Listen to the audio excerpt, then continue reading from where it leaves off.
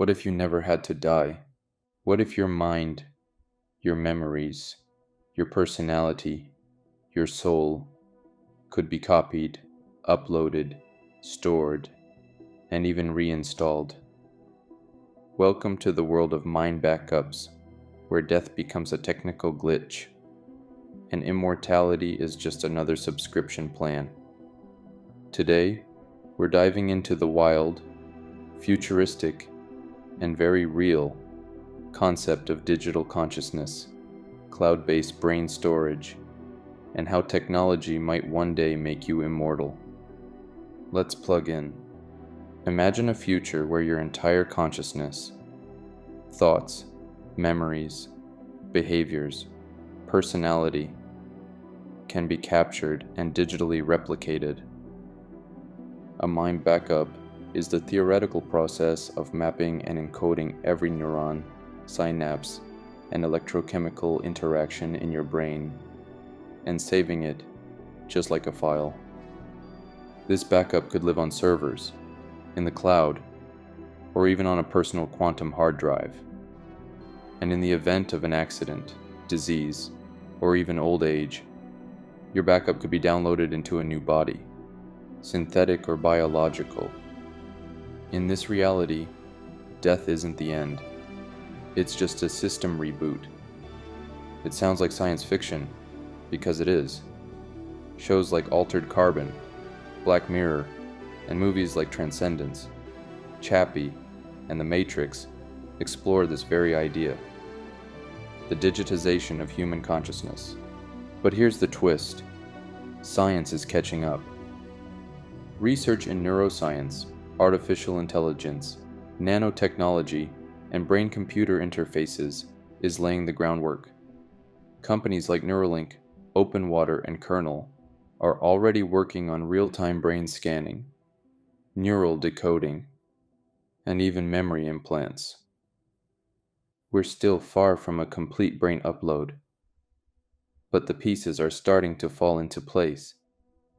The real question isn't if it will be possible, it's when. Let's imagine a hypothetical future where mind backups are part of everyday life. Here's how it could work. Your brain is scanned at ultra-high resolution, down to the molecular or even quantum level. This process would involve nanobots or advanced imaging systems that record the structure and activity of every neuron in your brain. That data is then translated into a digital format, a kind of neural DNA that makes up your unique self. Your consciousness file is encrypted and uploaded to secure cloud servers, or perhaps to a decentralized blockchain built for digital minds. Regular mind syncs ensure your backup stays current. Think of it like iCloud or Google Drive, but for your entire consciousness. And in the event of death, your mind is downloaded into a host body, maybe a clone, a synthetic android, or even a fully virtual avatar. In this world, death is optional. You could choose to be reborn in a new form. You could experience different lives, different bodies, even different planets. What if you didn't even need a physical form? Post-biological existence is the idea that your consciousness could live entirely in a virtual environment.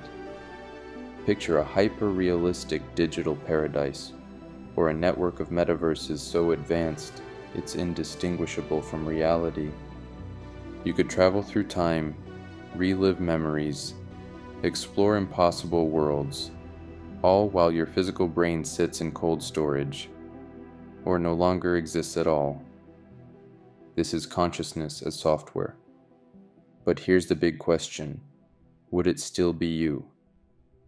Is a copy of your mind truly you, or just a simulation that thinks it's you? If you die, and a perfect digital replica of you continues to live, is that survival or duplication? And what if multiple versions of you exist at once? These aren't just sci-fi thought experiments. These are real ethical dilemmas that scientists and futurists are beginning to wrestle with. Because when the mind becomes data, it can be copied, shared, or even hacked. This brings us to the risks. If your consciousness is stored digitally, what happens if someone accesses it without permission? Could your thoughts be manipulated? Could someone insert false memories or delete your identity? Would governments regulate mind backups? Could corporations charge rent on your own mind? And perhaps most disturbing, who owns your digital self? The implications go beyond the individual. If immortality becomes a service, will it only be for the rich? Will the ultra-wealthy become digital gods, living forever in perfect synthetic bodies, while the rest of us age and die?